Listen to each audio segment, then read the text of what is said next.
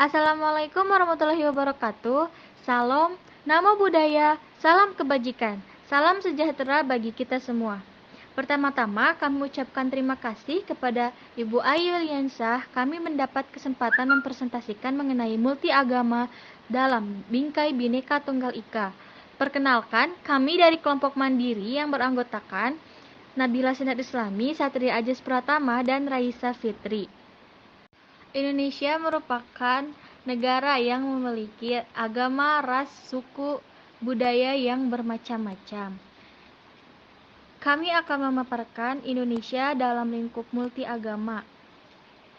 Ada beberapa indikator yang harus selalu dijaga dan dilaksanakan oleh seluruh elemen masyarakat sebagai upaya menciptakan kerukunan berbangsa dan bernegara yang berkelanjutan. Tugas penguatan kerukunan umat beragama di samping dilakukan oleh pemerintah juga dilakukan oleh masyarakat Indonesia itu sendiri dengan cara toleransi, anti kekerasan, komitmen kebangsaan, serta pemahaman dan perilaku beragama yang akomodatif terhadap budaya lokal atau konteks Indonesia yang multikultural dan multiagama. Yang pertama yaitu agama Islam. Sejarah singkat agama Islam. Agama Islam merupakan agama yang mayoritasnya masyarakat di negara Indonesia dan diperkirakan awal muncul agama Islam terjadi sekitar 1400 tahun yang lalu, yaitu tahun 610 Masehi yang ditandai dengan penerimaan wahyu Al-Quran pertama di Mekah oleh Nabi Muhammad SAW. Di Indonesia sendiri, agama Islam pertama kali masuk diperkirakan pada sekitar abad ke-7 atau ke-8 melalui para pedagang Arab dan Persia yang datang ke Indonesia pada zaman itu. Berikut ini adalah hari besar agama Islam, yaitu yang pertama Isra Mi'raj, Idul Fitri, Idul Adha, Maulid Nabi Muhammad, dan Tahun Baru Hijriyah. Adapun tempat ibadah umat Islam dinamakan masjid atau mushola, dan pemuka agama Islam disebut dengan ustadz. Agama Kristen. Agama Kristen merupakan agama yang munculnya pertama kali di sekitar 2000 tahun yang lalu. Kemunculan pertama kali agama ini terjadi di Belanda pada abad ke-16 yang dipengaruhi oleh ajaran Calvinisme dan Lutheran. Pemuka agama Kristen disebut pendeta. Berdasarkan data yang dikeluarkan oleh Badan Pusat Statistik, memperkirakan bahwa masyarakat yang memeluk agama Kristen Protestan di Indonesia berjumlah 16,5 juta jiwa dengan persentase 6,9% dari keseluruhan masyarakat Indonesia.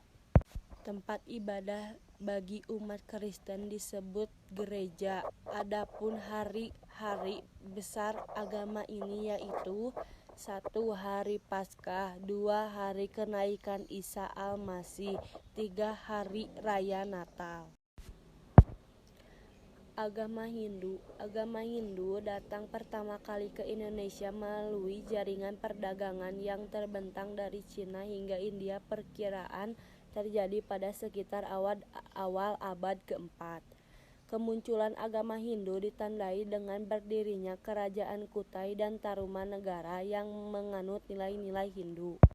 Berdasarkan data yang dikeluarkan oleh Badan Pusat Statistik, memperkirakan bahwa masyarakat yang memeluk agama Hindu di Indonesia berjumlah 4 juta jiwa dengan persentase 1,7% dari keseluruhan masyarakat di Indonesia dan menjadi agama keempat terbesar di Indonesia. Tempat ibadah umat Hindu yaitu wihara. Hari besar agama Hindu yaitu Nyepi merupakan perayaan yang dilakukan untuk memperingati Tahun Baru Saka yang dilakukan 1 tahun sekali.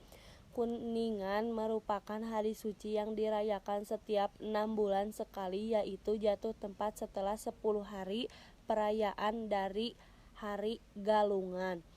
Galungan dirayakan di setiap 6 bulan sekali sebagai hari suci yang dilakukan sebagai perayaan kemenangan kebajikan melawan kebatilan.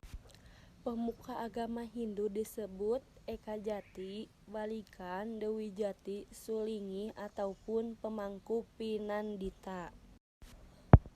Agama Buddha. Kedatangan agama Buddha di Indonesia terjadi pada abad ke-5 Masehi. Hal tersebut diperkirakan dengan melihat dari peninggalan prasasti-prasasti yang ditemukan. Agama Buddha pertama kali diperkirakan bahwa oleh pengenalannya Pasein yang berasal dari Cina. Pada abad ke-7 terdapat kerajaan Buddha yang berkembang di Indonesia, yaitu Kerajaan Sriwijaya, yang menjadi pusat dari pengembangan agama Buddha di Asia Tenggara yang berdiri hingga tahun 1377.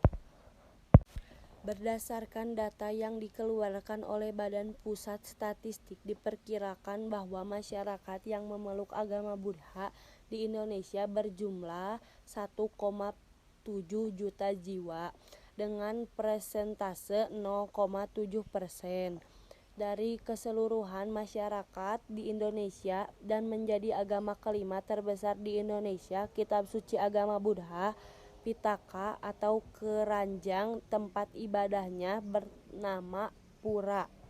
Hari besar agama Buddha, Hari Waisak, yang dilakukan oleh para pemegang agama Buddha yang memperingati kelahiran Buddha. Hari Magha merupakan perayaan dilakukan oleh para penganut agama Buddha yang dirayakan dalam bentuk upacara keagamaan. Pemuka agama Buddha disebut biksu. Agama Konghucu. Agama Konghucu memiliki dua kitab utama, yaitu kitab Si Shu dan kitab Wi Jing, yang terbagi lagi menjadi beberapa bagian seperti: 1. Bagian sajak atau yang disebut dengan Si Jing. 2. Kitab hikayat atau yang disebut dengan Su Jing. 3. Kitab perubahan atau yang disebut dengan Ying Ji. 4. Kitab kesusilaan atau yang disebut dengan Ling Yu. 5. Kitab Chun Siu atau yang disebut dengan Chun Kui Jing. Hari besar agama Konghucu: 1. Tahun Baru Imlek. 2. Cap Gomeh. 3. Cengbeng pada tanggal 5 April. Pemuka agama Konghucu disebut dengan Kue Sin pendeta, Wen Si guru agama, Jiao Seng penebar agama, Zhang Lioa tokoh sesepuh. Mereka beribadah di tempat ibadah yang bernama Kelenteng.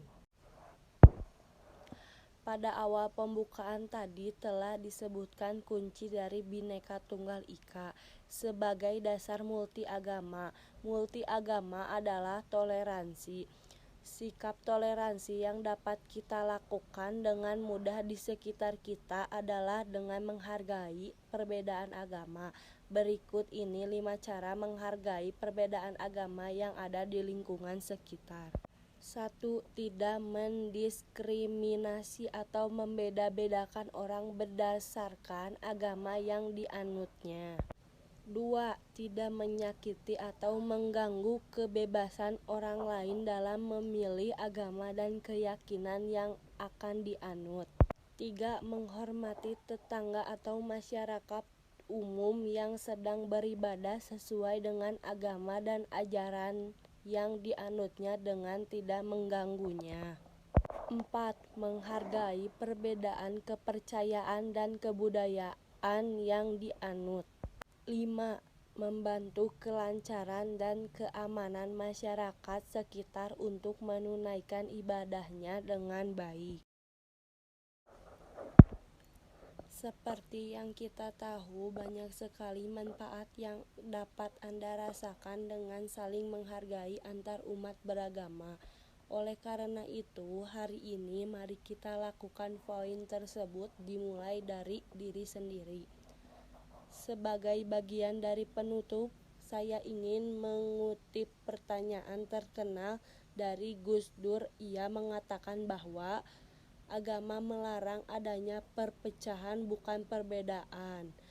Terima kasih. Assalamualaikum warahmatullahi wabarakatuh.